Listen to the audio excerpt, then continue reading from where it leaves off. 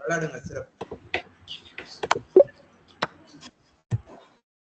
Queen to E8, rook to E8, rook to E8. விளையாடுங்க சிறப்பு. Rook to D8. விளையாடுங்க சிறப்பு. Bishop to H4. விளையாடுங்க சிறப்பு.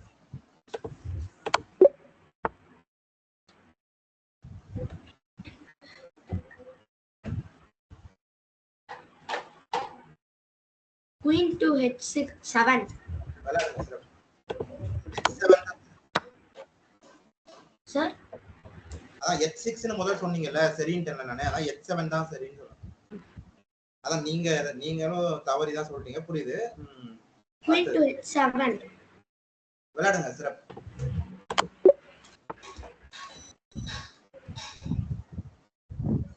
Queen to F7. விளையாடுங்க சிறப்பு.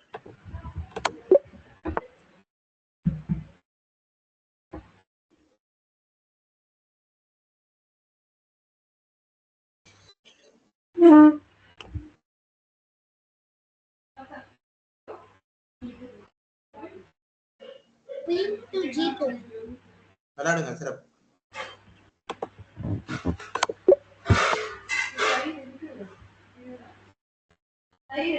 Queen to E2. Queen to D2 அதானே? Queen to E2. E2 தான் சரி. விளையாடுங்க. ஆ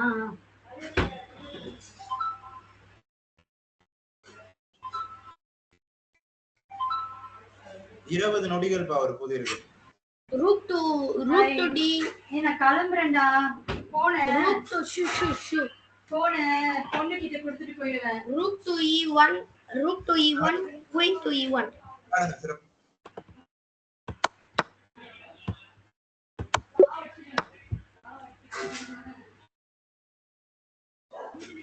இன்று இங்க வரத சொல்லிருந்தீங்க. HG7.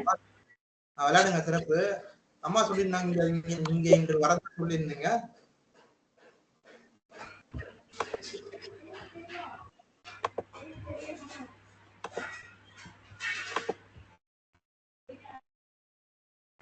பாட்டி வீட்டுக்குப்பா. உங்ககிட்ட எதுவும் சொல்லியா? சரி கொஞ்சம் கண்டுபிடிங்க.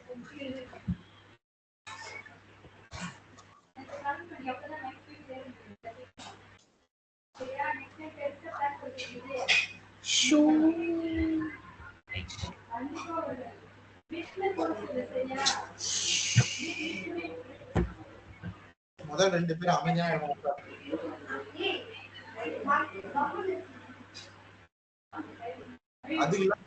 அதுக்கெல்லாம் வாய்ப்பு இல்லப்பா.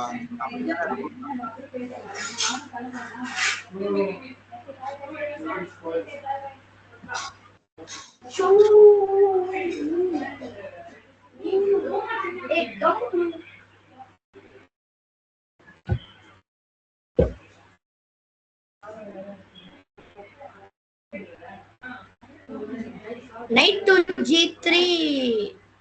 HG3. இரு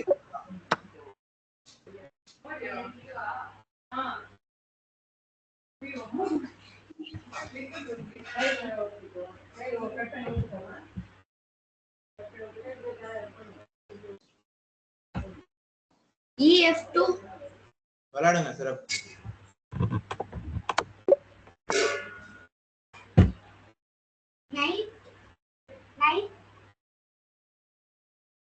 Knight to H6. விளையாடுங்க சிறப்பு. இருங்க. சரிதான் விளையாடுங்க. அவங்க ரூக் வெட்டணும். குயின் வச்சு. விளையாடுங்க. Rook to F8. விளையாடுங்க சிறப்பு. இந்த யானை F8ல F1 இருக்கிறதுனா ஒரு தடவை நம்ம உறுதிப்படுத்திக்கணும்னா. ஏன்னா குயினை வச்சு எடுக்கும்போது பிஷப் வச்சு வெட்டிடுவாங்களே, நைட் ஜாக் தேவையில்லாம வீணா போகுதுன்ற மாதிரி தான் இருந்துச்சு. ஆனா இப்ப அந்த பிரச்சனை இல்ல. ஏன்னா அது அங்க ஒரு பேட்டரி ஃபார்ம் ஆயிருக்கு, அதை வச்சு எடுத்துக்கலாம். Rook to H8.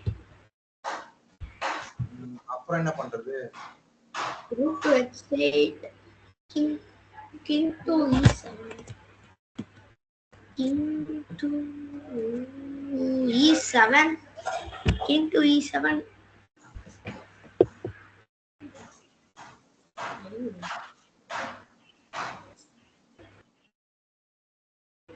Rook to d7, pawn. Rook to d7, king to d7, pawn a7, king to king to d7, c7, pawn to a8, queen மாத்திங்க. விளையாடுங்க சிறப்பு. அது இல்ல செக் அது அதாவது அது ஏன் ஒண்ணு அது அரசருக்கு நம்ம அரசருக்கு தாக்குதல் இருக்கிறதுனால அதை ஆட முடியாது ஒண்ணு. இன்னொன்னு அதான் அது ஒண்ணு. இப்ப ஒருவேளை அரசருக்கு தாக்குதல் இல்லைன்னா ரூக் h8 ஆடிட்டு கூட அதை பண்ணலாம். ஆனா இங்க அப்படி இல்ல. முதல்ல நீங்க சொன்ன அந்த ஆய்வு முடிவே சரிதான்.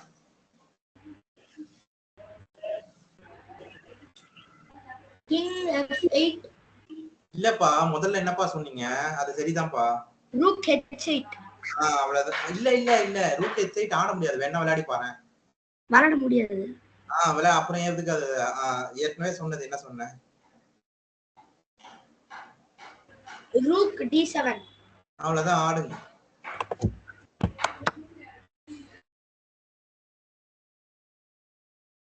pawn a7. அதுதானே சரின்னு சொன்னேன். ஆடுங்க, அது சரி. அவங்க அரசியா மாத்து.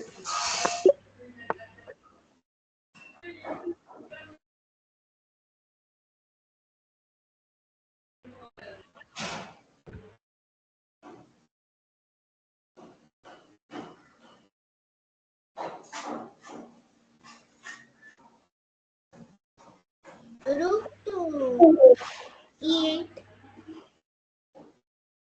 ஏன் ஆடக்கூடாதுன்னு சொல்லுங்க. pawn h8. இந்த புதிர் கொஞ்சம் வேற மாதிரி யோசிக்கணும். இந்த புதிர்ல அவ்வளவுதான். துப்பாய் அடுத்த நகருல அரசியா மாற போகுது. அதுதான் நம்ம முதல் முன்னுரிமை கொடுக்கணும். பிஷப் f7 ஆனா அதை தடுத்துடலாம். இப்போ நம்ம என்ன பண்ணிருக்கோம், அதோட விளைவா என்ன நடந்திருக்கு? ஒரு சிப்பாயை எடுத்துட்டு ஒரு மந்திரியை கொடுத்திருக்கோம். அப்ப நம்ம திரும்பவும் அந்த மந்திரியை எடுத்தாதான் ஆட்டம் சமநிலைக்கு மேல வரும். ஒரு சிப்பாயாவது குறைஞ்சபட்சம் நமக்கு கூடுதலா இருக்கிறது. அவ்வளவுதான், ஆடுங்க.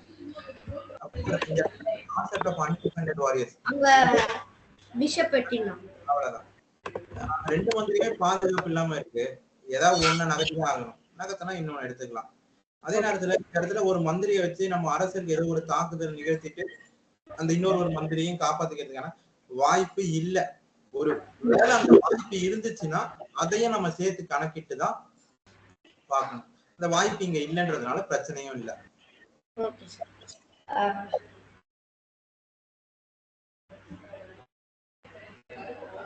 rook to f7, king to d8. நல்லா பாருங்க. கிங் டு d8 போக முடியுமா? king to c8. சரி, வச்சுக்கலாம். அப்புறம் rook to a8, rook to b8, rook to b8, rook to f8, rook to f7. சரிதான், விளையாடுங்க. அதுக்கப்புறம் மாறுதலுக்கு ஏற்ப சூழலுக்கு ஏற்ப நம்ம அடுத்த நகர்வு முடிவு பண்ணலாம். இப்ப அடுத்த நகர்வு கண்டுபிடிங்க. rook to f7, a8. வேணாம், ரெண்டுமே கிடையாது. ரெண்டுமே ஏன் ஆடக்கூடாதுன்னா யார் அந்த a8 சொன்னீங்க? அதனாலதான். அப்புறம் வேற இன்னொன்னு என்ன சொன்னீங்க? rook f7. rook f7ல தான் இருக்கு. நல்லா பாருங்க. rook f7ல இருந்து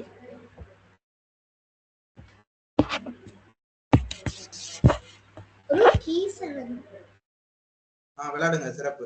முதல்ல அந்த குதிரையோட பாதுகாப்புல இந்த f7ல இருக்கிற யானையை வச்சிடணும். இப்ப அடுத்த நகர் விளையாடுங்க, சிறப்பு. இப்ப லேண்டர் மேட்டுக்கு முயற்சி பண்றோம். அவங்க ரூக் வெட்டலாம், ரூக் வச்சு விளையாடுங்க. உலகத்துல யாரா இருந்தாலும் அதுதான் ஒன்லி போசிங் அது ஆடி ஆகணும். அந்த யானை எடுத்துரும். Rook to E1, rook to E1, rook to E1. அப்புறம் rook to E1, rook to E1, rook to E1. King to H2, king to H2, queen to H7. விளையாடுங்க சிறப்பு. Rook to E1, queen to H7. அவங்க rook வெட்டி எதை வச்சு? Queen வச்சு. எதுக்கு queen வச்சு வெட்டக்கூடாது? தப்பு ஏன் சொன்னேன்? பான் வச்சு. ஏன் அரசியல் வச்சு வெட்டக்கூடாதுன்றது புரிஞ்சுதா? பிளண்டர் பான் வச்சு வெட்டிடுவாங்க, இல்லனா குயின் வச்சு.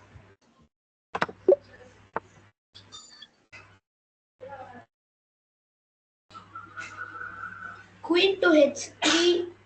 விளையாடுங்க சிறப்பு. இந்த மேட்டுக்கு பேரு சிங்கிள் ரேங்க் மேட்.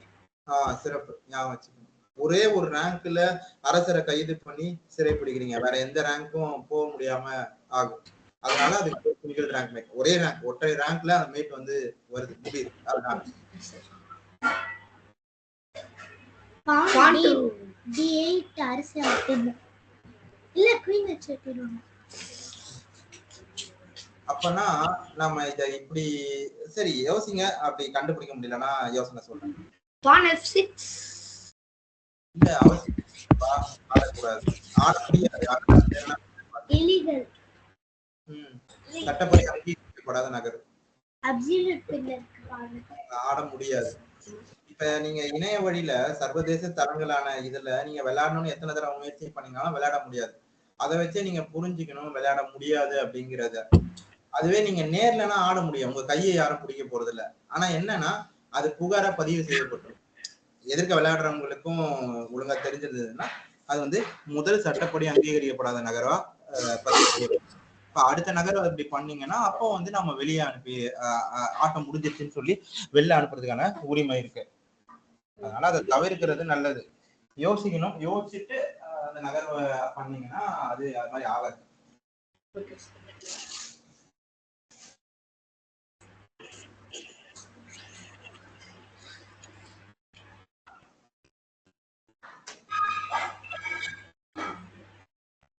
இந்த இடத்துல G6, Queen G6, Queen G6, pawn. சிறப்பு. அதுதான் இப்ப இந்த அரசி தான் பிரச்சனையா இருக்கு. நம்ம D8ல ஆடினா அந்த சிப்பாய் அரசியா ஆக விடாம அவங்க எதிர் அரசி தான் தடுத்துட்டு இருக்கு. அப்ப நம்ம குயின்ஸ் ஆன் போர்ட்ல இருக்கிற அரசிய குயின்ஸ் ஆஃப் போர்ட் மாத்திட்டோம்னு வச்சுக்கோங்களேன். அப்ப ஆட்டம் வந்து சமநிலை. அப்ப நம்ம பிரச்சனை சரியா போச்சு. இப்ப அடுத்த நகர்வு என்ன? King E6. எதுக்கு ஆடணும்? pawn D8.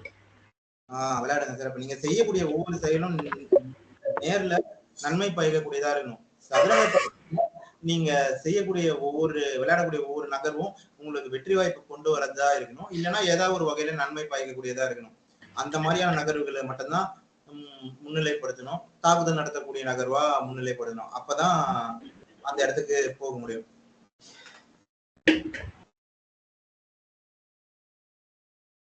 இன்னொரு ஒரு படம் ஒண்ணு பார்த்தேன். இன்னும் அதை வெளியில. ஆனா உங்களுக்கு வாய்ப்பு இருந்ததுன்னா நீங்க பார்க்கலாம். 2007ன்னு நினைக்கிறேன். எனக்கு ஞாபகம் இருக்கும். இதுக்கு முன்னாடி ஏற்கனவே இன்னொன்னு வந்திருக்கு. பொசைடன்னு சொல்லிட்டு. அது ஒரு கிரேக்கு கடவுளோட பெயர் தான் நினைக்கிறேன். கப்பலுக்கும் அந்த பெயர் வச்சிருப்பாங்க. டைட்டானிக் மாதிரி. டைட்டானிக் மாதிரின்னு சொல்லிட முடியாது. டைட்டானிக் பாத்துட்டீங்களா? சரி, வாய்ப்பு இருக்கும்போது பாருங்க. அது பொசைடன்ல வந்து அதே மாதிரியான ஒரு பெரிய கப்பல் தான். அது வந்து ஒரு disaster and survival movie. Navy சம்பந்தப்பட்ட கப்பல், அப்புறம் அதெல்லாம் சம்பந்தப்பட்டதெல்லாம் உங்களுக்கு பிடிக்கும். கடல் சார்ந்த இதெல்லாம் பிடிக்கும்னா நீங்க வாய்ப்பு இருக்கும்போது பாருங்க. பழைய படம் தான். உங்களுக்கு சுமங்கலி கேபிள் மிஷன்லயே இருக்கும். SCVலயே வரும். நீங்க பார்க்கக்கூடிய இதுலயே இங்கிலீஷ் மூவி சேனல்ஸ்ல போடுவாங்க. இப்ப வாய்ப்பு இருக்கும்போது பாருங்க. அதுவும் குடும்பத்தோட பார்க்கலாம், தரமான படைக்கலாம். சரி, இப்ப நாம இந்த இடத்துல ஒரு இறுதி ஆட்ட சூட்சமம் எண்டிங் ஸ்ட்ராட்டஜி நைட் வந்து பார்க்கலாம். சரிங்களா? அமைதியான இடமா உட்காருங்க. இங்க கருப்புல தான் நாம விளையாடுறதா புதிர் வந்து வடிவமைக்கப்பட்டிருக்கு. இப்ப என்ன விளையாடுனா நம்ம வெற்றி பெறதுக்கான வாய்ப்பு இருக்கும், என்ன விளையாடுனா நம்ம வெற்றி பெறலாம், அப்படி யோசிங்க, கண்டுபிடிச்சிடலாம்.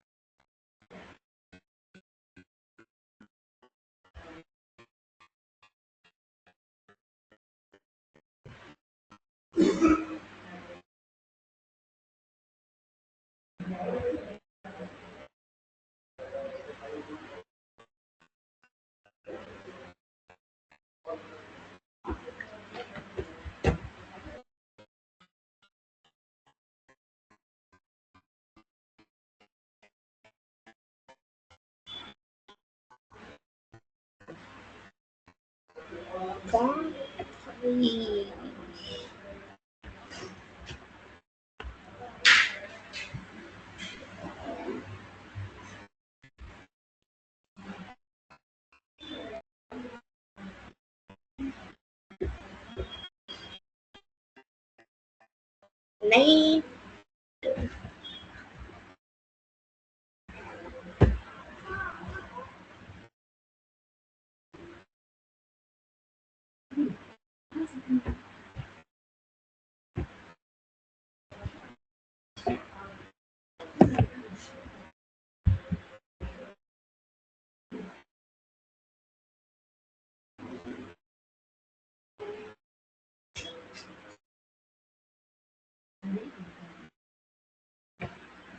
Pawn F5. இல்லப்பா, இங்க பாருங்க, பான் A5 வந்து 2வது நகர்வா சரிதான், ஆனா முதல் நகர்வா அது சரியில்லை. ஏன்னா அந்த மந்திரி வந்து ஒரு இடையூறாவே இருக்கும், அந்த சிப்பாயை அரசியா மாத்துறதுல. இல்லைன்னா அந்த மந்திரியை கொடுத்து கூட அந்த சிப்பாயை வந்து நீக்கிடுவாங்க. இந்த இடத்துல நான் உங்களுக்கு இன்னும் ஒரு சில, இந்த இடத்துல நம்ம ஒரு ஒரு கொஞ்சம் ஒரு மேலோட்டமான ஒரு ஒரு ஒரு ஆய்வு கண்ணோட்டத்தோட இப்ப இந்த சதுரங்க பலகை நம்ம பார்த்தோம்னா, நாம கருப்புல இருக்கோம், அவங்க 3 சிப்பாய் இருக்கு, அவங்களுக்கு 4 சிப்பாய் இருக்கு. ஆனா நமக்கு ஒரு குதிரை இருக்கு, அவங்களுக்கு அதுக்கு பதிலா ஒரு மந்திரி இருக்கு.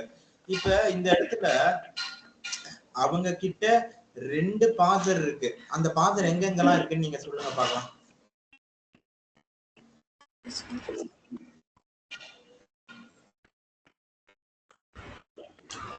டக்கு டக்குன்னு சொன்னா வேகமா போயிடலாம், இல்ல தெரியலன்னா தெரியலன்றதையாவது டக்குன்னு சொல்றீங்க, அமைதியா உட்கார்ந்து இருக்கிறாதீங்க. எந்த ரேங்க்ல அவங்களுக்கு 2 பாசர் இருக்கு?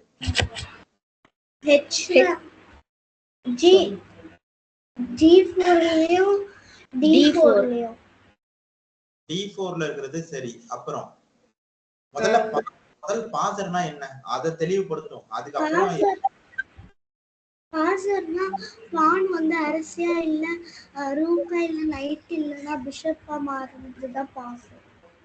எல்லா சிப்பாயாலையும் மாற முடியுமேமா, ஆனா எல்லா சிப்பாயும் நம்ம பாசர்னு ஈஸியா எது மாற முடியுமோ எளிதான்றதை விட இன்னும் தெளிவா சொல்லணும்னா, எதிர் எல்லை பகுதிக்குள்ள அதே ரேங்க்ல இல்ல அதே வழியில அதே வெர்டிகல் காலம்ல தடுக்க முடியாத மாதிரி இருக்கக்கூடிய தடுக்கிறதுக்கு இன்னொரு ஒரு சிப்பாய் இல்லாம இருக்கிற சிப்பாய்க்கு பேர் தான் பாசர். அது வெள்ளையோட எல்லைப்பகுதியா இருந்தாலும் சரி, கருப்போட எல்லைப்பகுதியா இருந்தாலும் சரி, எதிர்க்க இன்னொரு ஒரு சிப்பாய் தடுக்கிறதுக்கு இல்லாம, எதிர்க்கவோ இல்ல பக்கத்துல இருக்கிற ரேங்க்லயோ தடுக்கிறதுக்கு இல்லாம இருந்துச்சு அப்படின்னா அதுக்கு பேர் தான் பாசர். அந்த மாதிரி இங்க இருக்கிற பாசர் எதெல்லாம் சொல்லுங்க பார்க்கலாம்.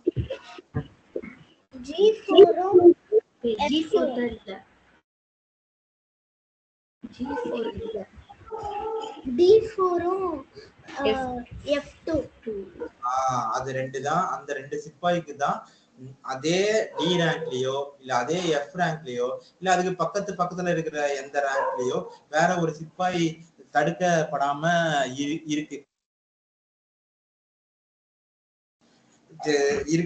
அப்போ அதுக்கு பேர் தான் பாசர். அதே மாதிரி இன்னொரு பாசர் இருக்கு, அது என்னன்னு சொல்லுங்க. H3 H3 இல்லப்பா, H3க்கு எதுக்கதான் சிப்பாய் இருக்கேப்பா.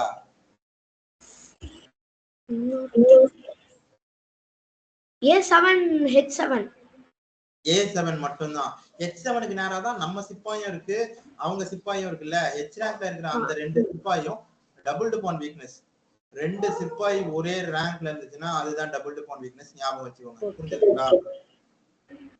A7 அப்புறம் H4 இல்ல, H4 இல்ல, ஒண்ணு மட்டும் தான் A7. பாசர்னா முதல்ல என்னன்னு தெளிவா புரிஞ்சுதா? புரிஞ்சு சார். நிதின் சொல்லுங்க, பாசர்னா என்ன?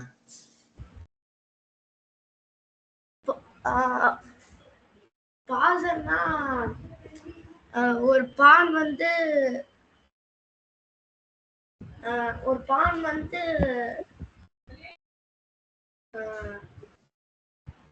குயினா மாத்துறதுக்கு ஈஸியா ஒரு பான் வந்து ஒரு குயினா மாத்துறதுக்கு இன்னொரு பான் ஹெல்ப் பண்றதுதான். லேக்கா ஒரு தடவை சொல்லுங்க. கவனிங்க நிதின், கவனிங்க. என்ன திரும்ப பாசர்னா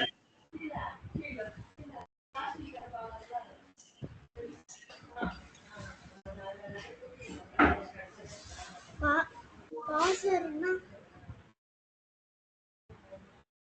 பான் வந்து அரசியா மாத்துறதுதான் பாசர். இதுக்கு முன்னாடி சரியாதானமா சொன்னேன், அதுதான். அதை இன்னும் கொஞ்சம் தெளிவா சொல்லு.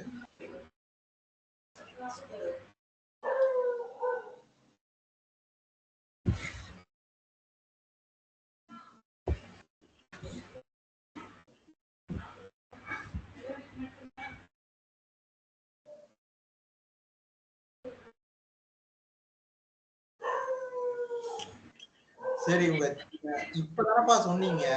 எது உங்க நோட், உங்க டெஸ்ட் நோட் எடுத்து எழுதி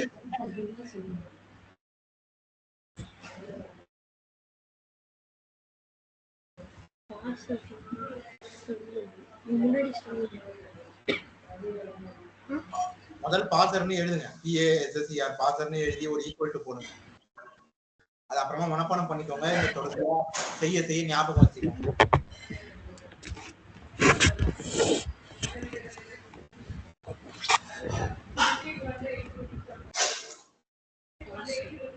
பாசர்னு எழுதியாச்சா?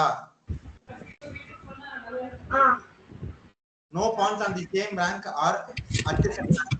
Sir, no pawns on the same rank or adjacent ranks னு எழுதிக்கோங்க. இது ரெண்டு பேருக்குமே பொருந்தும். வெள்ளையில இருக்கிற சிப்பாய் பாசரா இருந்தா அதுக்கும் பொருந்தும், கருப்புல இருக்கிற சிப்பாய் பாசரா இருந்தா அதுக்கும் பொருந்தும். எழுதிட்டீங்களா?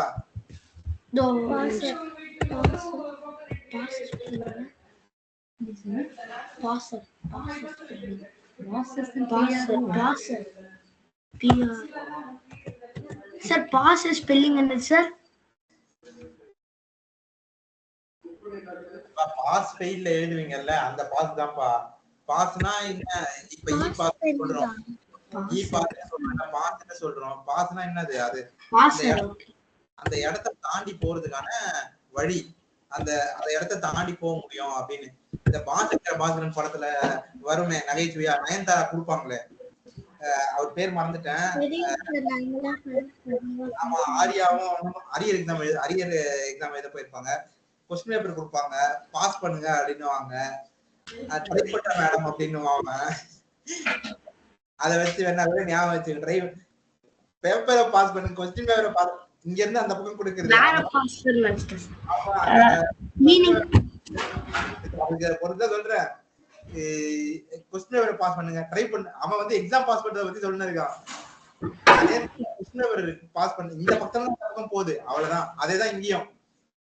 இந்த சிப்பாய் அந்த 2வது ரேங்க்ல தான் அந்த சிப்பாய் ஆரம்ப சதுரமா இருக்கு. சிப்பாய் எல்லாத்துக்குமே வெள்ளை சிப்பாய்க்கு 2வது ரேங்க் தான் ஆரம்ப சதுரம். அதே கருப்பு சிப்பாய்க்கு 7th ரேங்க் தான் ஆரம்ப சதுரம். பக்கத்துல இந்த சிப்பாய் அந்த பக்கம் பாஸ் ஆகி போகுது. இந்த பக்கத்துல இருந்து அந்த பக்கம் போய் அரசரையும் சிப்பாயையும் தவிர வேற என்னவா வேணா மாறப்போகுது. அதனாலதான் அதை பாசர்னு சொல்றாங்க. புரிஞ்சுதா? சார் மீனிங் மட்டும் திருப்பி சொல்லுங்க. பாசர் எழுதிட்டீங்களா? எழுதிட்டேன் சார். பிராக்கெட்ல 9 போட்டுக்கோங்க. பிராக்கெட்ல சும்மா விளையாட்டுக்கு தானவா. No points on the same rank or adjacent ரேங்க்ஸ்னு போட்டுக்கோங்க.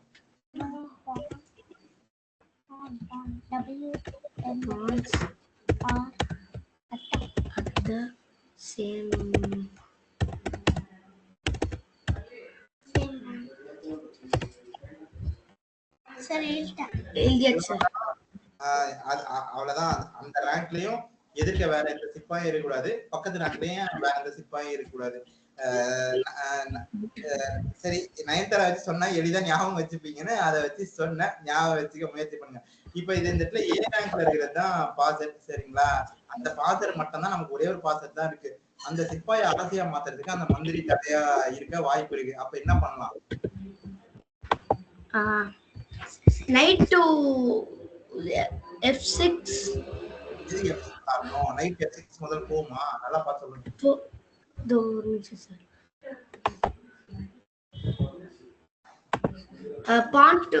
Night to F5 sorry. அதுதான் கணக்கிட்ட வரைக்கும் சரியா போடுது. அவங்களுக்கு ஒரு டபுள் பர்மிஷன் ஏற்படுத்திடுறோம். அந்த மந்திரி எடுத்துடுறோம். அதுக்கப்புறம் நம்ம அவ்வளவுதான். இந்த இடத்துல நீங்க சதுரத்தின் விதி கணக்கிட்டு பார்க்கலாம். சதுரத்தின் விதி சொல்றீங்களா?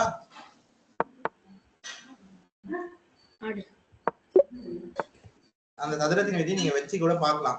ஒரு சிப்பாய பார்த்த உடனே எதிர் அரசனால பிடிக்க முடியுமா பிடிக்க முடியாதா அப்படிங்கறத கணக்கிடுறதுதான் சதுரத்தின் விதி. அதை நீங்க வச்சு பாத்தீங்கன்னாலும் 64 சதுரத்துல எங்க வச்சு பாத்தீங்கன்னாலும் பொருளும் தப்பா ஆகாது.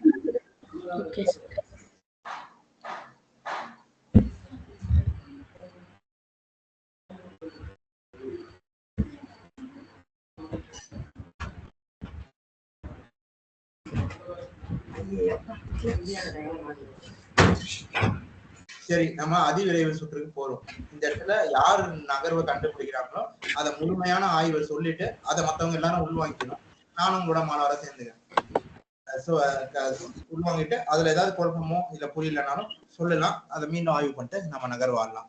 இந்த புதிர் நம்ம தொடர்ச்சியா இதா இருந்தாலும் கொஞ்சம் கடினம்னு நினைக்க தேவையில்ல, அப்படி கொடுத்துருக்காங்க. இப்ப இந்த இடத்துல என்னன்னா RG1 ஆனோன்னு வச்சுக்கோங்களேன். ரூப் டு காந்தி 1 ஆனா அவங்க மந்திரிக்கு ஒரு தாக்குதல். கண்டிப்பா அவங்க மந்திரியை நகர்த்திதான் ஆகணும். அவங்க நம்ம சிப்பாய H3ல இருக்க சிப்பாயை எடுத்துட்டாங்க அப்படின்னா நாம G1ல இருக்கிற யானைய G7ல போட்டுடலாம். Rook G7 R1 G7 king H8 rook 7 king G8 rook E G7 checkmate. இப்ப அதுவே ரூப் டு காந்தி 1 ஆனதுக்கு பிஷப் E4 ஆடிட்டாங்க. பிஷப் E4 ஆடிட்டாங்கன்னு வச்சுக்கோங்களேன். ஆய்வு அப்ப அந்த மந்திரியை நாம எடுத்துக்கலாம். அதை விட சிறப்பான நகர்வு வேற எதுவும் இல்ல. அதனால ரூப் டு காந்தி 1 ஆடி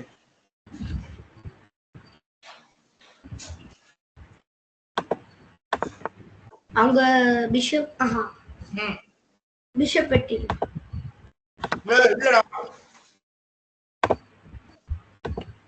இறுதியா விளையாடப்பட்ட நகர்வை கவனிடா.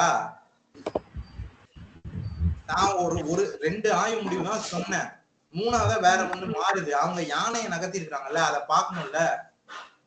அவங்க யானையை வெட்டிக்கலாம். ஏன்னா ஒரு நடு தண்ணி குடிச்சிட்டு சொல்றதுக்குள்ள தப்பா என்னடா பண்றது? அவங்கதான் அவங்க யானையை போட்டுருந்தாங்க. நீ மந்திரி எடுத்தனா அவங்க நம்ம யானையை எடுத்துருவாங்கல்ல. வேற இங்க பாருங்க, நல்லா இன்னும் ஞாபகம் வச்சுக்கோங்க. 64 power n number of combinations and variations இருக்கு. அப்படின்னா என்னன்னா 64 சதுரம் இருக்குது. அதுல அத்தனை மாறுபட்ட நகர்வுகள் விளையாடுறதுக்கான வாய்ப்புகள் இருக்கு. அத்தனையும் நம்ம கணக்கிடவே முடியாது. அத்தனையும் கணக்கிட்டு ஆடணும் அப்படின்னா அது சிரமம். அப்ப நம்ம கணக்கிடுறதுன்றது இருக்கிறதுலயே 3 சிறப்பான நகர்வை தான் நம்ம கணக்கிடுறோம். சரிங்களா? அதுல நான் முதல் 2 சொன்னேன். அந்த 2த்துல ஏதாவது ஒண்ணு வந்துரும்ன்ற அடிப்படையில அது 2 சொன்னேன். 3ஆவதா வேற ஒண்ணு வந்துருது. அப்ப அவங்க யானையை எடுத்துட்டு அரசுக்கு ஒரு தாக்குதலை நிகழ்த்திட்டு அவங்களும் நம்ம யானையை எடுத்துருவாங்க. அதுக்கு அடுத்த நகர்வு அந்த மந்திரி எடுக்கணும். இப்ப நீங்க நேரடியா ஆய்வுக்குள்ளேயே போங்க. நான் சொன்ன அந்த பெஸ்ட் பாசிபிள் வேரியேஷன்ஸ் ரெண்டுமே chess.comல இப்ப காமிச்சிருப்பாங்க பாருங்க. இப்ப ஆய்வுக்குள்ள போங்க. அந்த இடத்துல நான் ரெண்டு அனாலிசிஸ்ல வலது பக்கத்துல அனாலிசிஸ்ல பெஸ்ட் பாசிபிள் 3 லைன்ஸ் உங்களுக்கு காமிச்சிருக்காங்க பாருங்க. அந்த இடத்துல சுழியம் நீங்க அந்த அது 3 தான் பெஸ்ட். நம்ம chess.comோட என்ஜினே 3 தான் வந்து காட்ட முடியும். 3 தான். அதை நீங்க அதிகப்படுத்திக்கலாம். ஆனா அது வந்து இன்னும் ஆய்வு அதிகமாகவும் ரொம்ப சிரமமாகவும் 3 தான் காட்டியிருக்காங்க பாருங்க. அந்த 3ல எடுத்த உடனே இருக்கிற முதல் ஒண்ணுக்கு புள்ளி இப்ப வெள்ளைக்கான வெற்றி வாய்ப்பு என்ஜின் பார் எப்படி ஏறி இருக்கு அப்படிங்கிறத பாருங்க. இப்ப நம்ம ஆடின நகர்வு இருக்குல்ல ரூக் G1 அதுதான் பிளஸ் கூட்டல் 4.14 அந்த அளவு வெற்றி வாய்ப்பு வெள்ளைக்கு அதிகமா இருக்குன்றதான் அது வந்து குறிப்பிடுது. இப்ப நான் உங்களுக்கு சொன்ன அந்த இடத்துல ரூக் இந்த பாருங்க, நீங்க வந்து ரூக் G1 நம்ம ஆடணுமா, இப்ப இந்த இடத்துல பிஷப் H6 நான் உங்களுக்கு சொன்னேன். அதுதான் முதல் வரிசையில காமிச்சிருக்காங்க பாருங்க. அதாவது நான் உங்களுக்கு பிஷப் H3 சொன்னேன். அவங்க H6ன்னு ஒரு நகர்வு காமிச்சிருக்காங்க பாருங்க. H6 நான் சொன்ன நகர்வு இந்த ரெண்டாவது கூட்டல் 4.15ல ரெண்டாவது ஆய்வு முடிவுல இருக்கு பாருங்க. நீங்க அதுல பார்க்க கூடாது. ஒயிட் பிளாக்னு போட்டுருக்கு. அதுல பாருங்க, simple with text algebraic representation of the notation bishop போட்டு E4ன்னு போட்டிருக்கா. அதுதான் ரெண்டாவது இருக்கிறதுலயே சிறப்பான ஆய்வு முடிவு. அதுதான் நான் உங்களுக்கு சொன்னேன். பிஷப் E4 அவங்க ஆடினாங்க அப்படின்னா அதுல அப்படியே வைங்க, வச்சுட்டு தான் பார்க்கணும்ல. பிஷப் E4 அவங்க ஆடினாங்கன்னா நாம ரூக் E4 அதுல அதை கிளிக் பண்ணாதீங்கப்பா, அப்படியே வச்சு பாருங்க. ஏன்னா மாறும். ஒரு நகர்வு பின்னாடி போங்க. ஒரு நகர்வு மட்டும். இப்ப அந்த இடத்துல பிஷப் G4ன்னு இருக்குல்ல, நீங்களே பிஷப் G4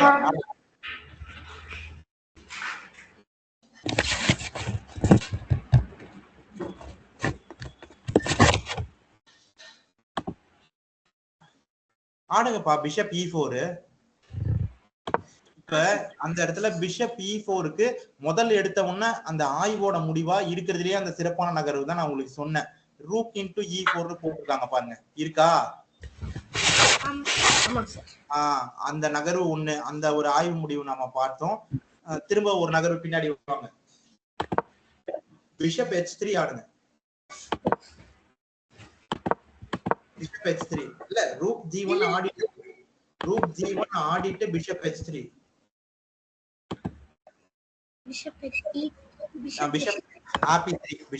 இப்போ அந்த பிஷப் H3க்கு நான் உங்களுக்கு இன்னொரு ஒரு ஆய்வு முடிவு சொன்னல, rook G into G7 or G1 to G7 சொன்னனா?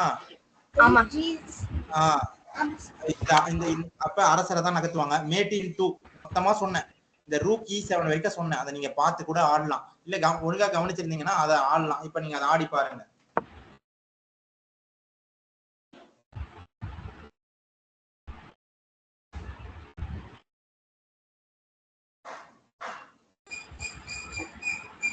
பிளஸ் M2ன்னு போட்டிருக்கேன். அதுக்கு மேட்டின் 2ன்னு அர்த்தம். அதுல இருக்கிற நகர்வெல்லாம் தான் நான் சொன்னேன் உங்களுக்கு. ரூக் H3 ஆடினா என்ன ஆடலான்னு அதை பார்த்தே கூட ஆடுங்க.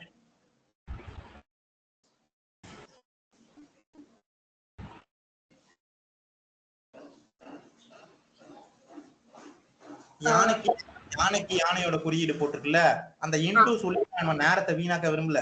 நீங்க போட்டியில எழுதும் போதும் அந்த இன்டுன்றது எக்ஸ்சேஞ்சுன்னு அர்த்தம். வெட்டுறோம் இல்ல எடுக்கிறோம் அப்படின்னா அந்த எக்ஸ்சேஞ்சுன்றது அந்த இன்டுல போட்டிருக்கோம். அந்த இன்டு வந்து நீங்க எழுத வேண்டிய அவசியம் இல்லை. நான் சொல்லும் போதும் அந்த இன்டுக்கு நேரம்லாம் நம்ம செலவழிக்க முடியாது. ரூக் H7 சொல்லுவேன். அந்த இன்டுவும் மறந்துருங்க. ரூக் H7 பிளஸ்ன்னு போட்டிருக்கு பாருங்க. அரசருக்கு ஒரு தாக்குதல் வருதுன்னா அதை வந்து கூட்டல் குறியீடு எழுதணும். ரூக் H7 ஆடுங்க. முன்னாடி பாருங்க. ரூக் H7 அது பக்கத்துல இருக்கிறது அரசரோட குறியீடு. கிங் G8 ரூக் EG7 இந்த முழு ஆய்வு நான் உங்களுக்கு சொன்னேன். இது ஒரு ஆய்வு, அந்த பிஷப் E4 ஒரு ஆய்வு, அந்த 2 தான் நான் சொன்னேன். மூணாவது நான் சொல்லல. அந்த மூணாவது சொல்லாததை தான் அவங்க ஆடினாங்க. Rook FE8. அப்ப அதுக்கு ஏத்த மாதிரி சூழல் சதுரங்க பலகையில மாறிடுச்சு. அதுக்கு ஏத்த மாதிரி யோசிச்சு அதுக்கு ஏத்த மாதிரி மாத்தி ஆடும். சரியா? அப்ப அந்த மந்திரி எடுக்கிறது பண்ணக்கூடாது. புரிஞ்சுதா? ஓகே புரிஞ்சுது சார். போங்க மீண்டும் புரியுது போங்க.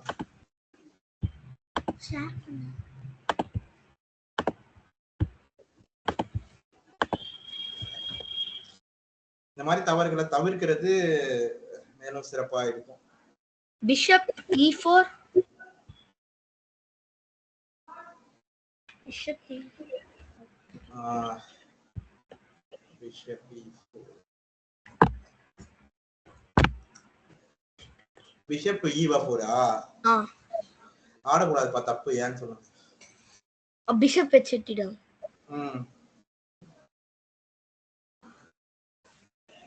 நீங்க நான் சரியா பண்றீங்க. எல்லாமே king and pawn end game, இல்ல கிங் அண்ட் இப்ப நம்ம பாக்குறது king and same coloured bishop end game. சரிங்களா? ரெண்டு பேருக்கும் ஒரே மந்திரி தான், ஒரே நிறத்துல இருக்கக்கூடிய ஒரே சதுரங்கள்ல செல்லக்கூடிய மந்திரியா இருக்கிறதுக்கு பேரு சேம் கலர்டு பிஷப்ஸ். இந்த மந்திரிய கொண்டுள்ள ஒரு இறுதி ஆட்டத்தை கொடுக்குறாங்க. இதுல வெற்றி பெறறதுக்கான வாய்ப்பு என்ன அப்படின்னா நம்ம சிப்பாய் அரசியா மாத்துறதுதான். அதை தவிர வேற எந்த ஒரு வாய்ப்பும் கிடையாது. இந்த இடத்துல F5ல இருக்கிற பிஷப் வந்து சிமெண்டட் பிஷப் வித் G4 பான். அப்ப என்ன விளையாடுனா அந்த மாதிரி சிமெண்டட் பிஷப்பா இருக்கும்போது அது வந்து ரொம்ப வலிமையானதா இருக்கும். ஆனா இந்த இடத்துல அது அந்த அளவுக்கு வலிமையானது இல்ல. என்ன ஆடலாம்?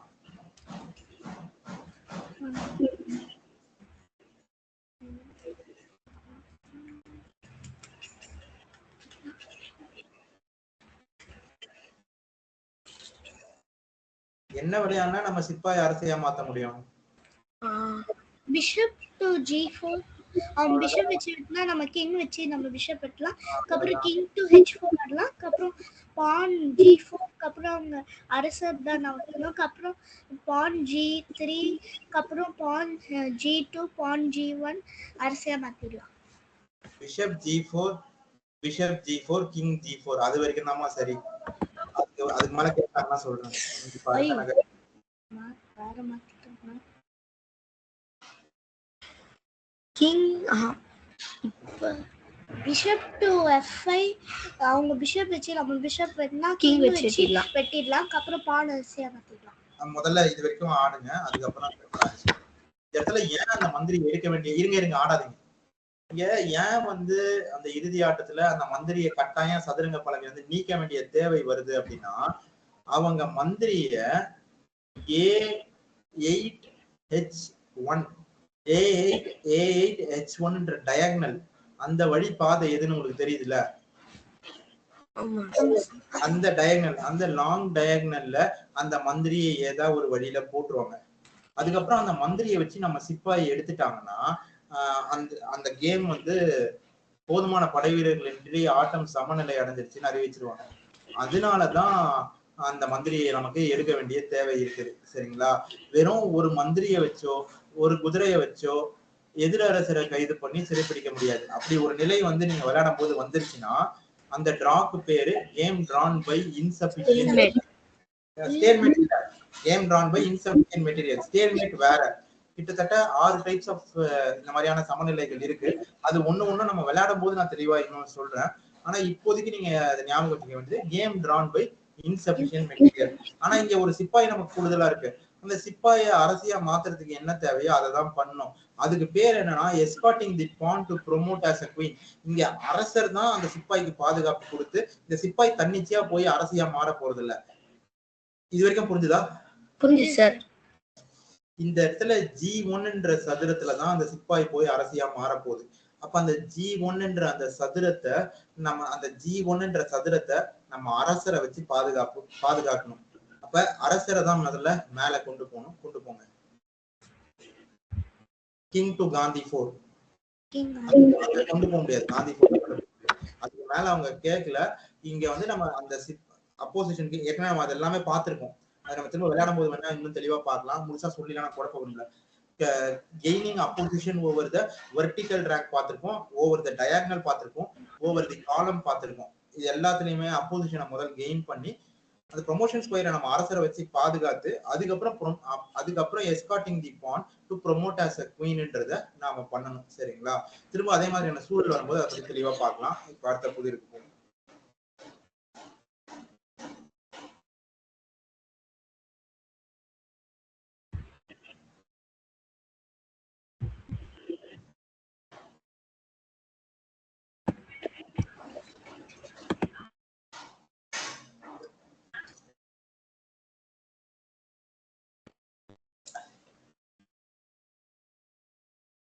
விதிமுறைப்படி யோசிங்க, கண்டுபிடிச்சிருவீங்க.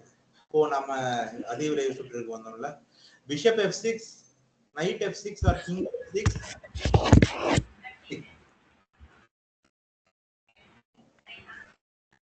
Bishop f6, king h6 இல்ல knight h8, king f7 கூட ஆடலாம்ல. அதுதான் நான் சொன்னேன். கிங் f7 ஆடினாலும் queen g6 தான்.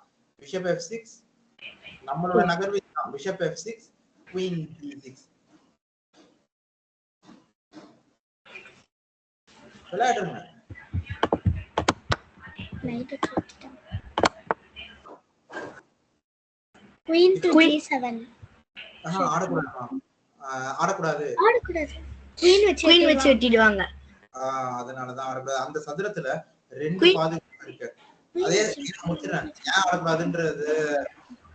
ஏன் ஆடக்கூடாதுன்றத நீங்க வேணா சொல்லுங்க. ஏன் குயின் வச்சு வெட்டிடுவாங்க. அதுக்கப்புறம் நம்ம கூட தான் யானை வச்சு வெட்டிக்கலாம்.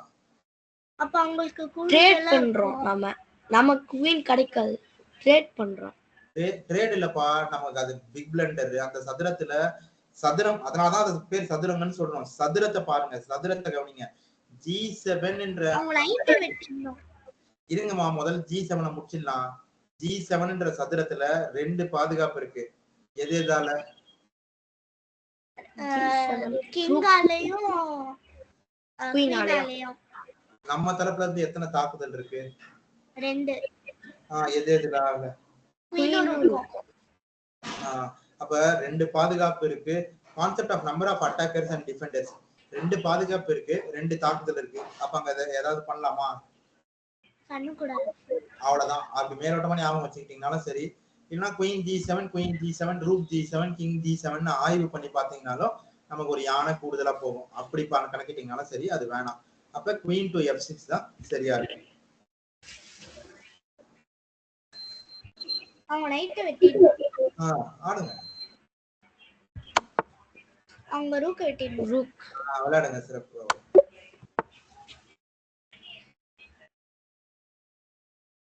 rook to h5, h8 ல இருக்க ரூக். ஒரு யானை மட்டும் தான்ப்பா h5 போக முடியும். அப்புறம்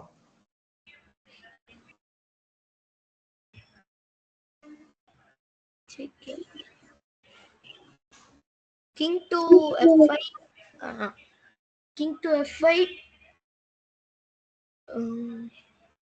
கிங் f5 வர முடியாது. வேற rook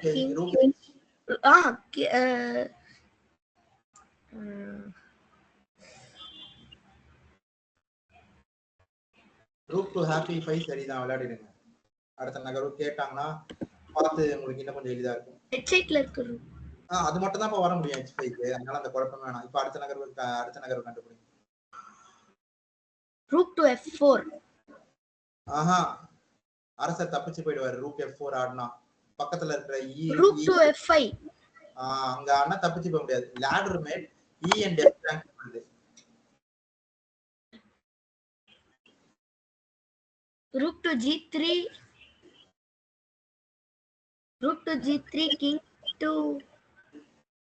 king to f2,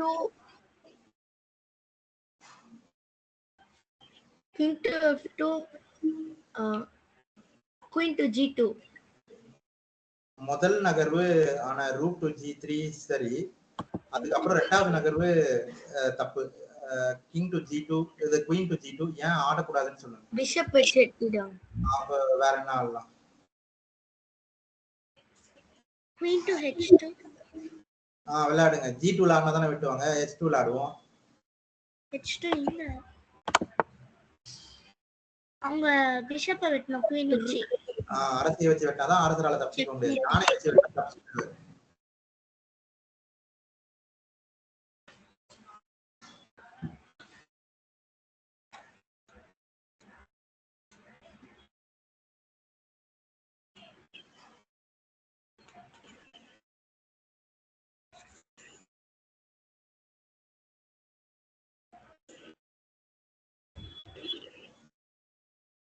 pawn to e7.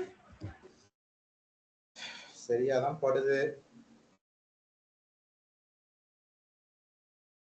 ஆடுங்க. நம்ம அரசியை மாத்திடலாம். மாத்திரலாமா? மாத்திரலாம்.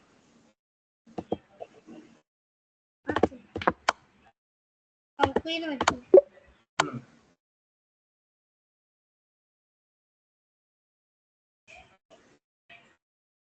king to g1. rook to f2. நம்ம எதிர் தாக்குதலே நிகழ்த்தலாம்ல. கிங் டு g1 ஒரு passive move. King to g1 ஆனா குயின் டு e3 விளையாடி மேலும் ஒரு தாக்குதல் நிகழ்த்துறதுக்கான வாய்ப்பு இருக்கு. அதுவே ரூக் டு f2 விளையாடினா மேலும் ஒரு தாக்குதல் நம்ம அரசருக்கு நிகழ்த்த முடியாது. எப்பயுமே தாக்குதலுக்கு எதிர் தாக்குதல் நிகழ்த்துறது சிறப்பானதா இருக்கும். Attack with the queen, counter attacking with the rook. Rook to f2 சரியா இருக்கும்.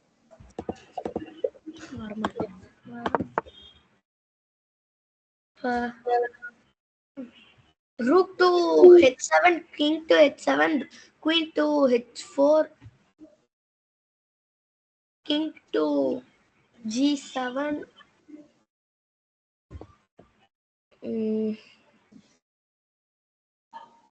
சரியா இருக்கா?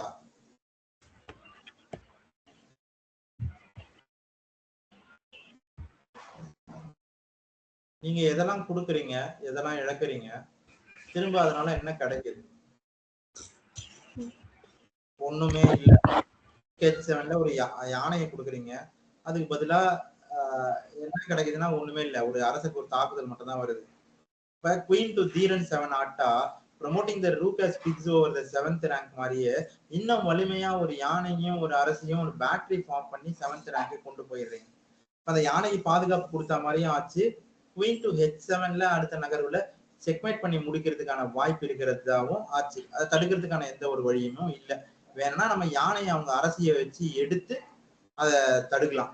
அப்ப queen to d7 தான் சிறப்பா இருக்கிறதுலே சிறப்பான நகர்வா இருக்கணும்.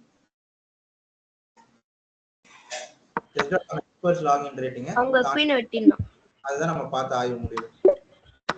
அதுக்கு வாழ்த்துக்கள். சிறப்பு. நம்ம சிப்பாயால அரசியா மாற முடியுமா? மாற முடியுமான்றத நம்ம ஒரு தடவை கணக்கிடலாம். a4, knight e4, a3, knight d2, a2. ஒன்னும் பிரச்சனை இல்லை, மாத்திடலாம். அப்ப வேற ஏதாவது இருக்கா?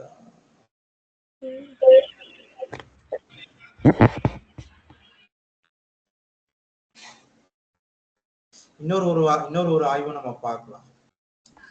a4, knight f1, a3, knight e3, a2, knight c2, king b3,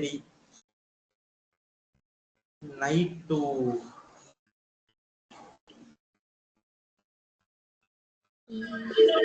a1, king b2. குதிரையை நகர்த்தினா குதிரை எடுத்துக்கலாம், நகர்த்தலனாலும் அவங்க குதிரையை எடுத்துடலாம். அப்புறம் அவங்க சிப்பாய் g4 வந்துச்சுன்னா நம்ம கிங் b2 விளையாடிடலாம். அவங்க சிப்பாய்க்கு முன்னாடி நம்ம சிப்பாய் அரசியா மாத்திடலாம். a4 விளையாடுங்க, சரியா தான் இருக்கும்.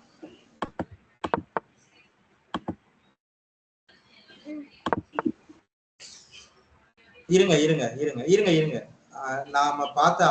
நாம ரெண்டு ஆய்வு பார்த்தோம். இப்ப அந்த ஆய்வு வந்து மாறுது.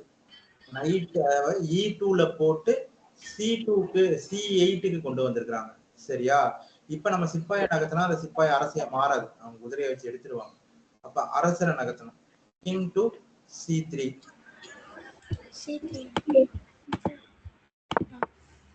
கிங் டு பகத் 2.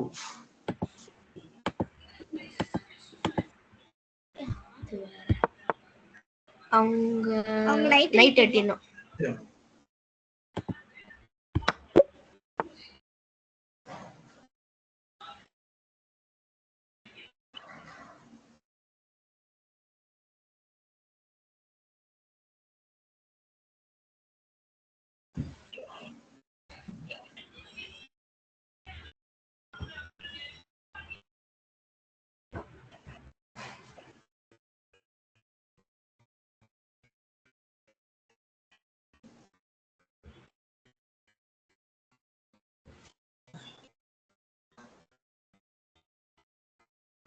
Checkmate within 2 moves.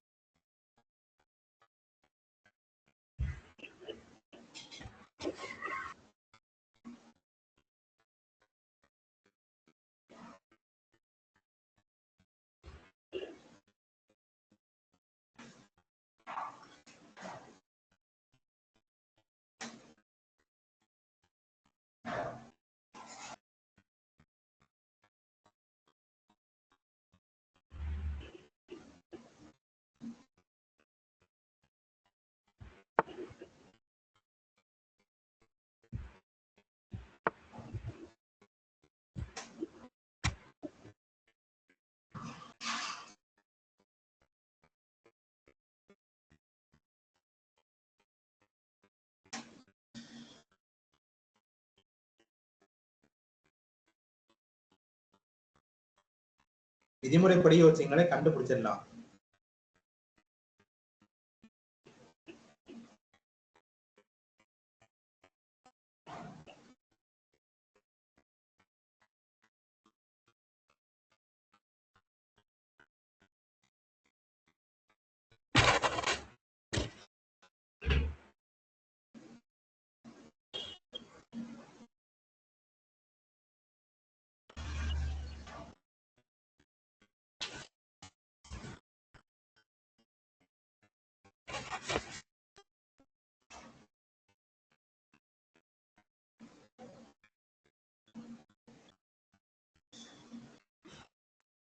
எளிதுதான்ப்பா. என்ன விளையாடுனா அதான் விதிமுறைப்படி என்ன விளையாடுனா இப்ப நாம ஒரு நகர்வு விளையாடுறோம், அவங்க ஏதோ ஒரு நகர்வு விளையாட போறாங்க. அதுக்கு அடுத்த நகர்வுல எதிர் அரசரை கைது பண்ணிடலாம், சிறைப்பிடிச்சிடலாம். Checkmate within 2 moves. என்ன சொல் டு பி ப்ரிசைஸ்னா 1.5 நகர்வு. இப்ப நம்ம முதல் நகர்வு என்ன விளையாடுனா rook to f8. அவ்வளவுதான். என்ன விளையாடுனான்றது இன்னும் ஆழமா எந்த சதுரத்துல நம்ம எதை போட்டா இப்ப இந்த இடத்துல லேசா மாறுது, அவ்வளவுதான். அவங்க அரசியா மாத்தாம யானைய வைக்கிறாங்க. அவ்வளவுதான். ஏன்னா அந்த செக்மேட் வரப்போகுது, அதனாலதான் அவங்க அங்க போடுறாங்க. அப்ப இப்ப என்ன rook to f5. விளையாடுங்க, சிறப்பு. அவ்வளவுதான். அப்போ இங்க அரசரோட பாதுகாப்பு உறுதி செய்யறதுதான் முக்கியம். அரசியோ எவ்வளவு கூடுதலா இருந்தாலும் அதெல்லாம் ரெண்டாவது தான்.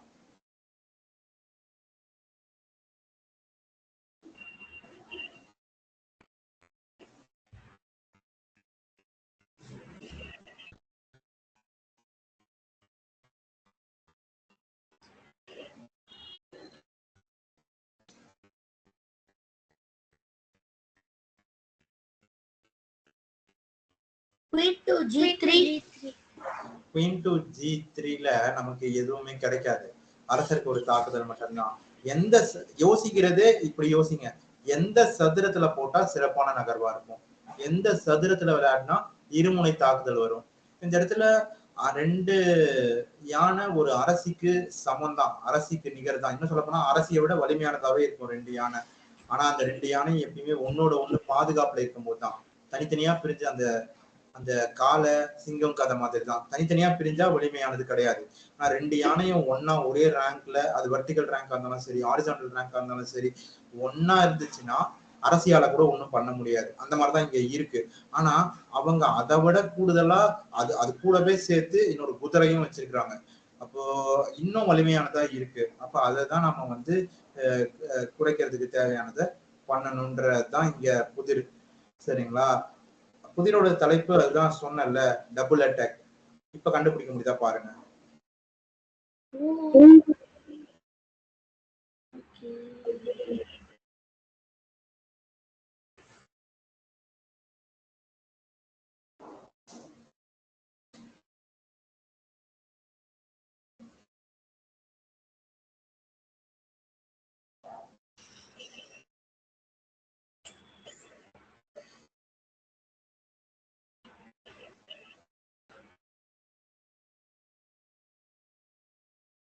ஏன் நம்ம அரசுக்கு ஒரு தாக்குதல் இருக்கு. இப்ப நாம தான் ஆடணும். குயின் டு ஃபேஷன் 3 விட சிறப்பான நகர் எதுவும் இருக்க மாதிரி இல்ல. ஆடணும்.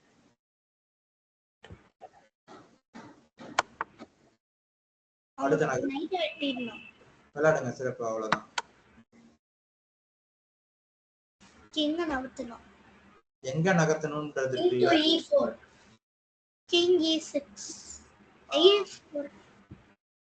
எப்பயுமே இரு. எதுக்கு கிளிக் பண்ணி வச்சுட்டு நகர்வ முடிவு பண்ற? நகர்வ முடிவு பண்ணி உறுதிப்படுத்திட்டு அப்புறம் தானே கிளிக் பண்ணணும். ஓ, இது நம்ம கணக்கிடணும், வேற வழி இல்ல. E6க்கு வந்தா அவங்க ரூட் D6 ஆடி இருமுனை தாக்குதல் பண்ண முடியும். ஆனா அது ஒன்றும் பெரிய பிரச்சனை இல்லை. அரசியை கொடுத்து அந்த 2 யானையும் எடுத்துக்கலாம்.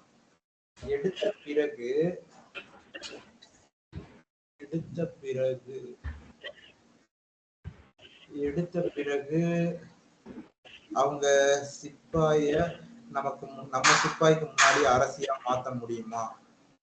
அததான் நம்ம கணக்கிடணும்.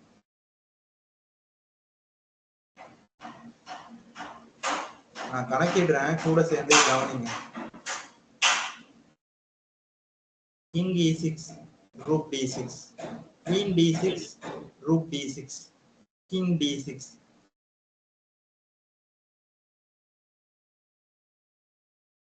A6, King C6,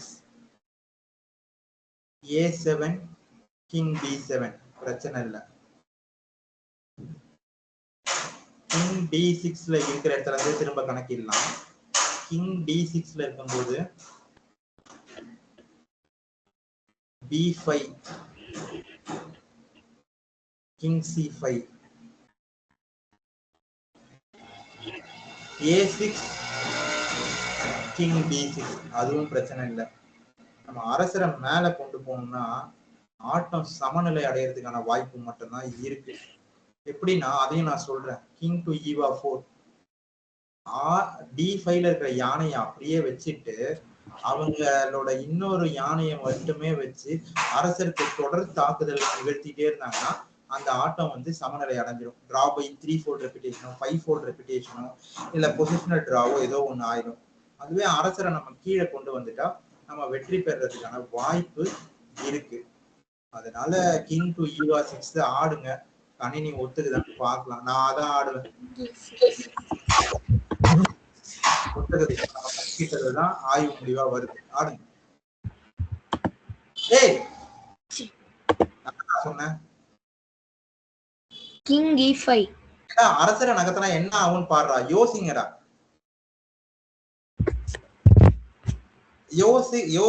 ஒண்ணு நல்லா யோசி. இன்னொன்னு, நான் முழு ஆய்வு முடிவும் சொன்னேன். அப்ப ஒழுங்கா கவனிச்சிருந்தாலே அடுத்த நகர்வை ஆடலாம்.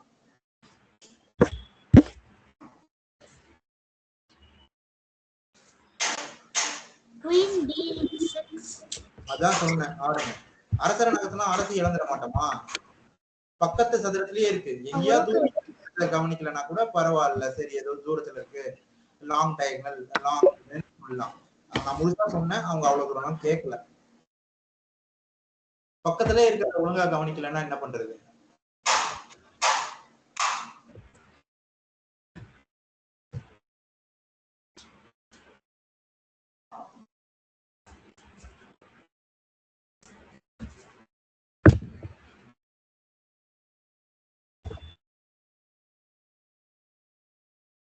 நைட் டு ஃபேஷன் 6 ஆடிட்டா அவங்க குதிரையை எடுத்துடலாம். அந்த குதிரை தான் h5ன்ற சதுரத்துல பாதுகாப்பு கொடுத்துட்டு இருக்கு. Night to f6 gf6 queen to happy 5. இது வரைக்கும் முதல்ல ஆடுங்க, அதுக்கப்புறம் கேட்டாங்கன்னா பார்க்கலாம். queen to happy happy 5. அடுத்த நகர்வு கேக்குறாங்க, சரி கண்டுபிடிக்கலாம். என்னன்னா இப்ப இந்த இடத்துல இன்னொரு சூட்சமும் சேர்த்து சொல்றேன். விதிமுறை படிக்க யோசிங்கன்னா கண்டுபிடிச்சிடலாம். உள்ள இருக்க சூட்சமும் சேர்த்து queen f6 7 ஆடக்கூடாது. queen h8 concept of undefended warriors, எதையும் யாரையும் அனாதையா விடக்கூடாதுன்னு பார்க்கல. அந்த மாதிரி check followed by attack to the queen and queen gain. இதுல D5ல இருக்கிற அரசி, அது அரசியாவே இருந்தாலும் எந்த விதமான பாதுகாப்பும் இல்லாம இருக்கு. அப்ப அவங்க அரசருக்கு ஒரு தாக்குதல் நிகழ்த்துறது மூலமா ஒண்ணு அந்த அரசியை நம்ம மொத்தமா எடுக்கலாம், இல்லையா அவங்க அரசியைக்கு பதிலாக நம்ம அரசியை கொடுத்துட்டு அது அவங்க அரசருக்கு ஒரு தாக்குதலோட வரும். அதுக்கு அவங்க நம்ம அரசியை தான் எடுத்தாங்க. எடுத்த பிறகு அவங்க யானை எடுத்துக்கலாம். நைட் டு காந்தி 6 தான் சிறப்பான நகர்வா இருக்கும்.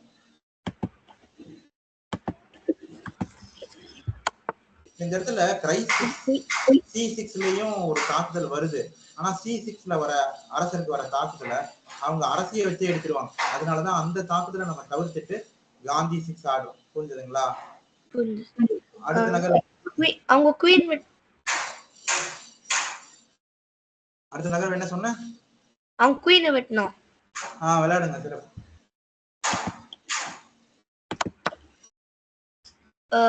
நைட் வெட்டணும். நைட்டியா? அவங்க ரூக் வச்சிருந்தேன்.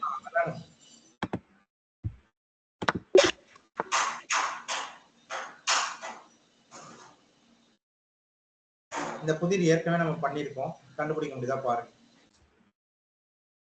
அவங்க bishop queen to a4 king to f8.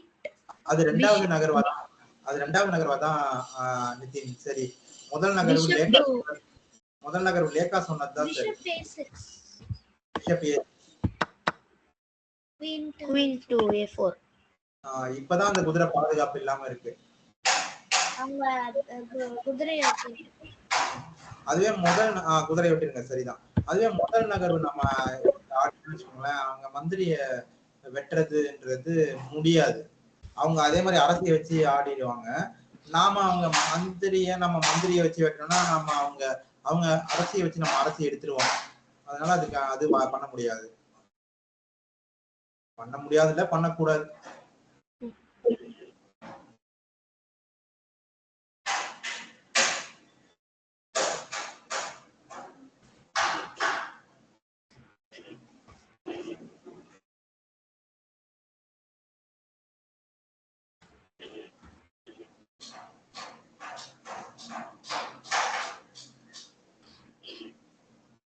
Rook to c8, king to c8, pawn to e7, pawn to e7, queen to e8, queen to e8. Queen to e8. Queen to e8 விளையாடணும்னு அவங்களுக்கு எதுவும் கட்டாயம் இல்லைல்ல.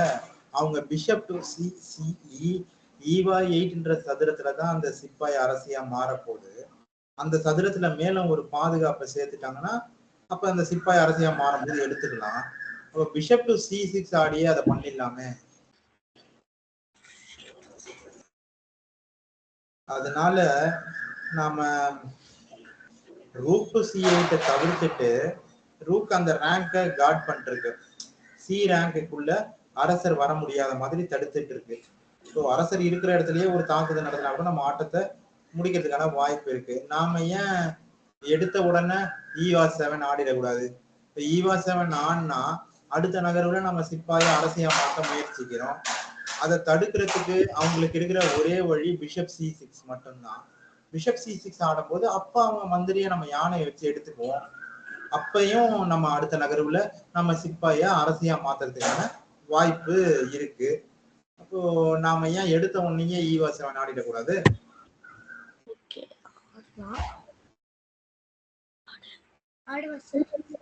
ஆடுங்க, கணக்கில் வரைக்கும் அதுதான். இப்போ அரசருக்கு ஒரு தாக்குதல் இருங்க இருங்க பாக்கலாம். நம்ம என்ன பண்ணலாம், இல்ல பிஷப் இல்ல night check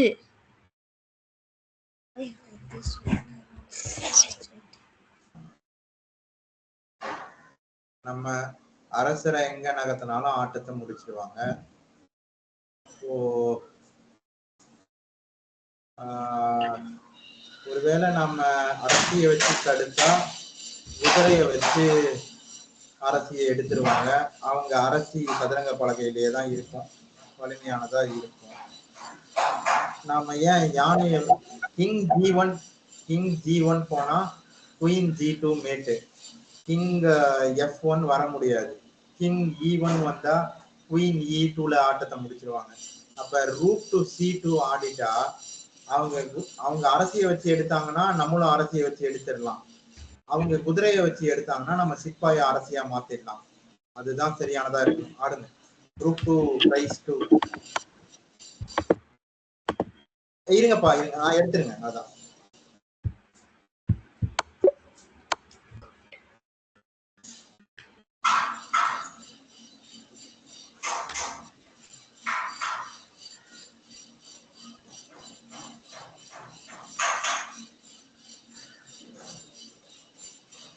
into D7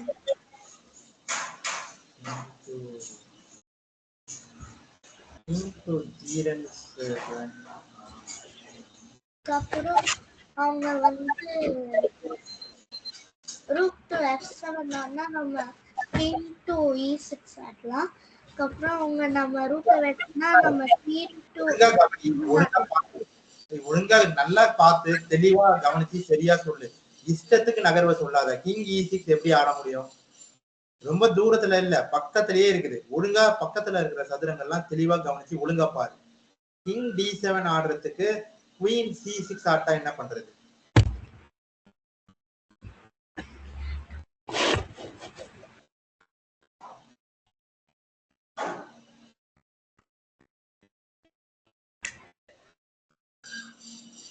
King D7, Queen C6, King E7. E7க்கு நம்ம யானையை அவங்க எடுத்துக்குவாங்க. சரி, கிங் டு E7 எடுத்தவொன்னு ஆடினா அப்பயும் அவங்க நம்ம யானையை எடுத்துக்குவாங்க. எடுத்த பிறகு என்ன ஆடலாம்?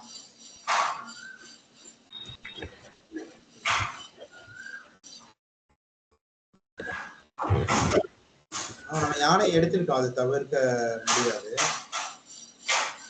King E6, king to E6 ஏன் ஆட முடியாதுன்னு லேக்கா சொல்லுங்க. பார்க்கணும் தெளிவா, பக்கத்திலேயே தானே இருக்குது, கவனமா பார்க்கணும்ல. E6 ஆட முடியாது உங்களால. எப்படி ஆட முடியும்? கிங் எங்க இருக்கு? E6 ஸ்கொயர் எங்க இருக்கு?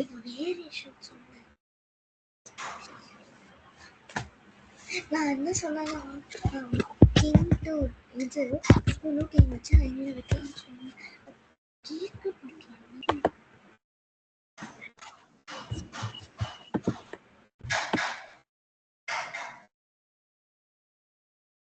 கிங் டு E7 ஆடுவோம்.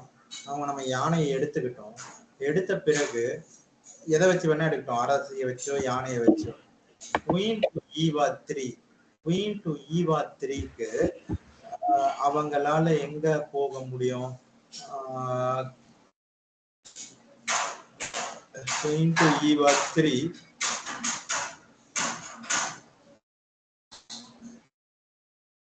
queen to E3, king to H1, queen to E4, king to G1, queen to Gandhi 2.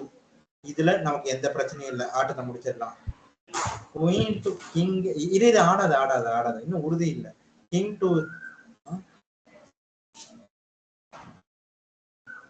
king to eva 7, queen to c8, queen to eva 3, king to pasion 1, king to f1 க்கு king to f1, rook to eva 1, king to Gandhi 2, rook to Gandhi 1,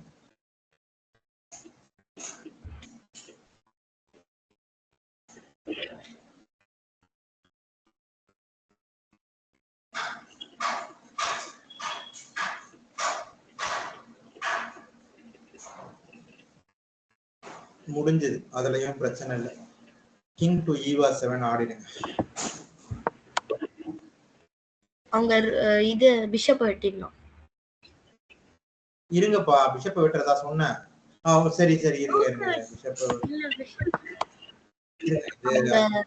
queen வெட்டிடலாம். Queen எப்படி வெட்ட முடியும்? Illegal. அடுத்த தாக்குதல் வராம இருக்கிறதுக்கு எங்க போறது? e7 கிளிக் பண்ணிட்டு யோசிக்காத இரு. கிங் டு e7 போனா king to e7, queen to e6, அவங்க யானையை எடுக்கலாம். அவங்களும் நம்ம யானையை எடுப்பாங்க. அரசருக்கு தாக்குதலோட அது வருது. அதுவே எப்பா என்னப்பா இந்த இப்படி கிங் டு ஈவா 5, குயின் டு ஈவா 6, king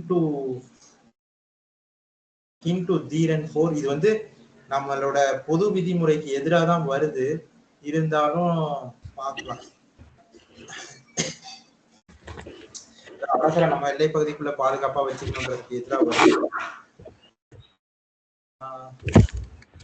King to eva 5, king to eva 6, king to தீரன் 4. அதுக்கு மேல நம்ம அரசருக்கு ஏதாவது தாக்குதல் இருக்கா? இல்ல.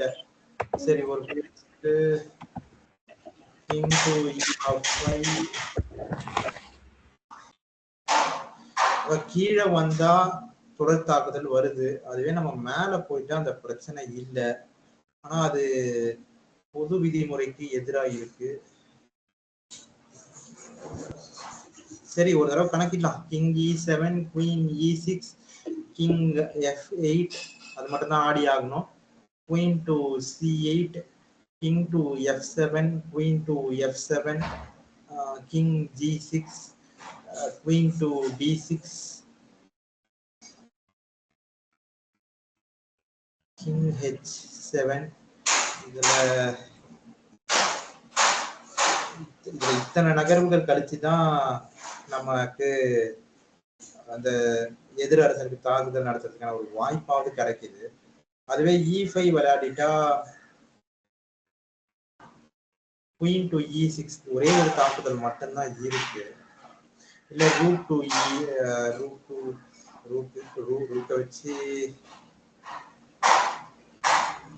ரூக்க வச்சு வச்சாலும் சரி, குயின் வச்சு வச்சாலும் சரி, குயின் டு கிங் டு தீரன் 4 போயிடலாம். அதுக்கு மேல எந்த தாக்குதலும் இல்லை.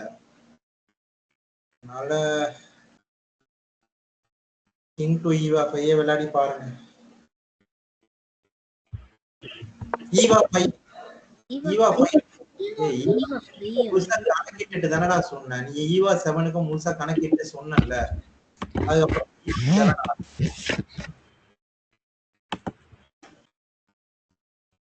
அப்புறம் எதுக்கு நம்ம அதை கணக்கிடணும்? நம்ம பாட்டுக்கு ஏதாவது ஆடல.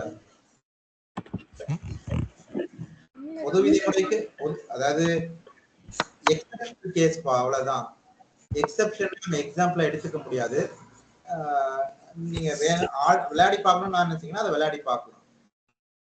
அது இது எக்ஸப்ஷன் தான். நம்ம பொதுவா நம்ம அரசு நம்ம எல்லை பகுதிக்குள்ள பாதுகாப்பா வச்சுக்கணும்ன்றதுதான் பொது விதிமுறை. இது ஒரு எக்ஸப்ஷனல் கேஸ். கீழே வந்தா நமக்கு தொடர் தாக்குதல் வர்றதுக்கான வாய்ப்புகள் நிறைய இருக்கு. நம்ம எதிரரசருக்கு தாக்குதல் நிகழ்த்துறதும் தள்ளி போகுது. அதனால நம்ம இங்க ஆடுறோம்.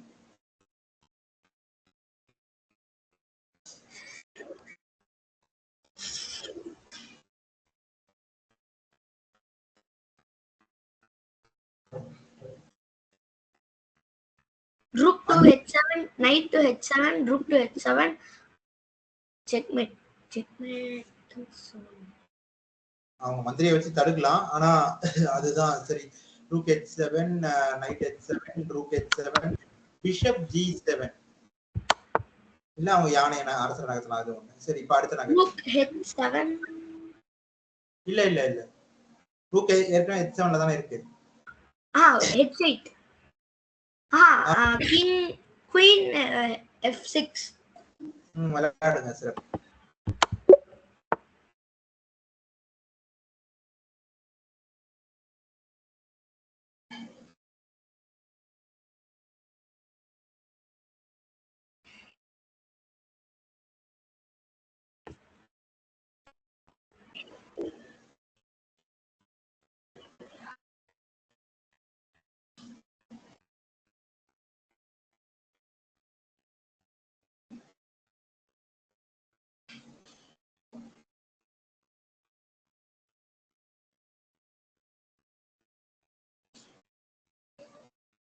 இந்த இடத்துல ஆரம்ப கட்ட ஆட்டத்திலேயே இருந்தாலும் அரசருக்கான போதுமான பாதுகாப்பை உறுதி செய்யாததுனாலையும் நம்மளோட அரசி மந்திரியோட செயல்பாடு அதிகமா இருக்கிற மாதிரி இருக்கிறதுனாலையும் நம்ம ஒரு நகர்வுலயே எதிரரசரை கைது பண்ணலாம், சிறைப்பிடிக்கலாம். ஏன்னா வாய்ப்பு இருக்கு.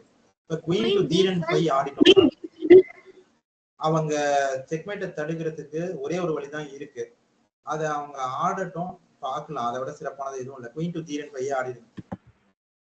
நம்ம பொசிஷனல் பிளேக்குள்ள போறோம். இது பேர் தான் பொசிஷனல் பிளேன்னு சொல்லுவாங்க. queen to f7. அவங்க அடுத்த நகர்வு வரட்டும். குயின் டு f7 அதுக்கு தான் ஆடணும்.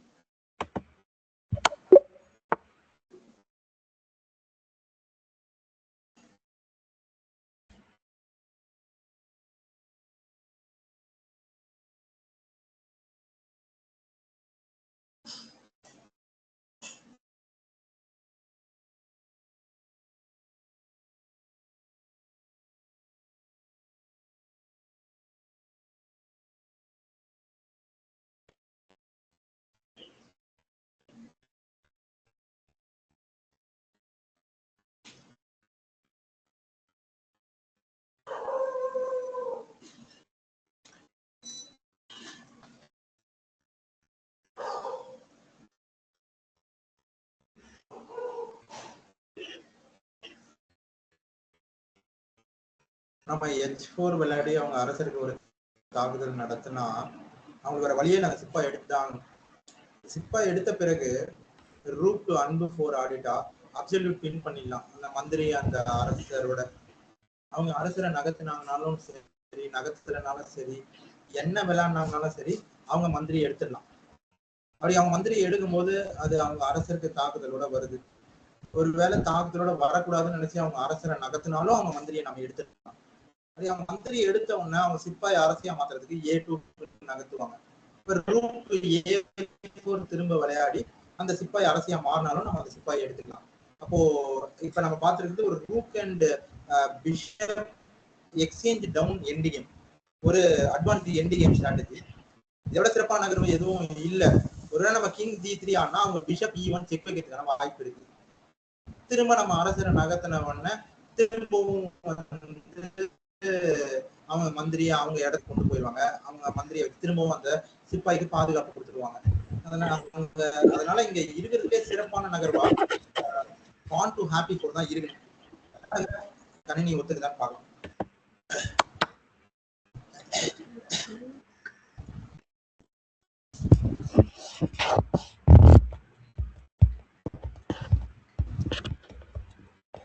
விளையாடுங்க. pawn to happy 4 order sir அவங்க பானை வெட்டிட்டாங்க. King to f4. இல்ல கிங் தான் சொல்லலையா?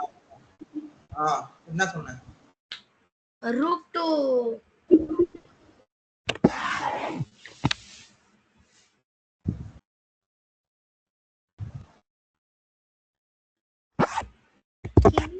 King to F4. அதான் சொன்னேன். Rook to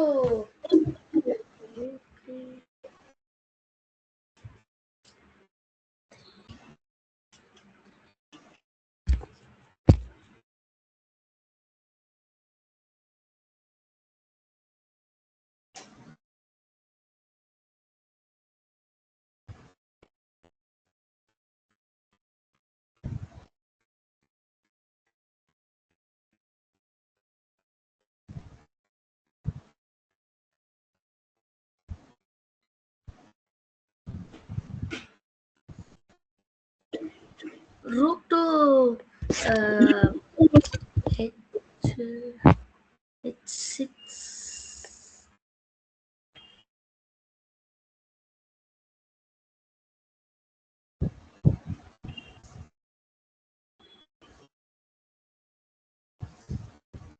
Rook to என்ன H6. விளையாடுனாப்பா அதெல்லாம் இல்லப்பா. என்ன விளையாடுனா அவங்க மந்திரி எடுக்க முடியும். Rook to A3. A3 விளையாடுனா எப்படி மந்திரி எடுக்க முடியும்? Rook to F6. F6 Oh, மந்திரி. Rook to B6. அவங்க மந்திரி தப்பிச்சு போயிடும்.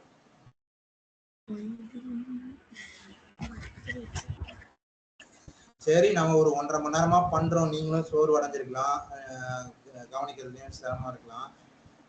இந்த புதிரை மட்டும் ஆடுங்க. அதான் சொன்னேன், அப்சல்யூட் பின் என்ன ஆனாலும் அடுத்த நகர்வுல அவங்க மந்திரி எடுத்துக்கலாம். அவங்க பிஷப் ஆடுங்க. அப்புறம் சிப்பாயை நகர்த்தினா திரும்ப யானையை போட்டு அதை எடுத்துக்கலான்றதான் சொன்னேன். சரி, 5 நிமிடம் இருக்கிறதுக்கு போங்க.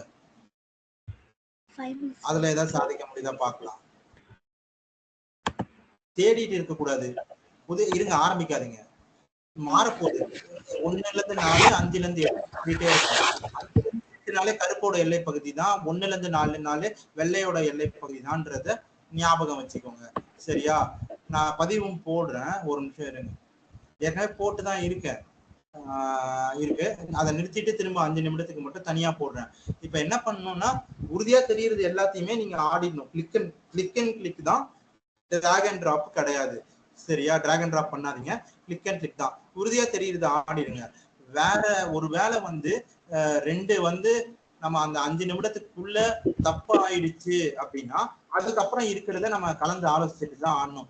நீங்க யோசிக்கிறத நானும் சொல்றேன். நானும் ஒண்ணும் சொல்லாம இருக்க போறதில்ல. 1 நிமிடம் இருங்க, நிறுத்திட்டு திரும்ப போடுறேன். இருங்க, ஆரம்பிக்காதீங்க. முதல் புதிரை அந்த 2, 3, 2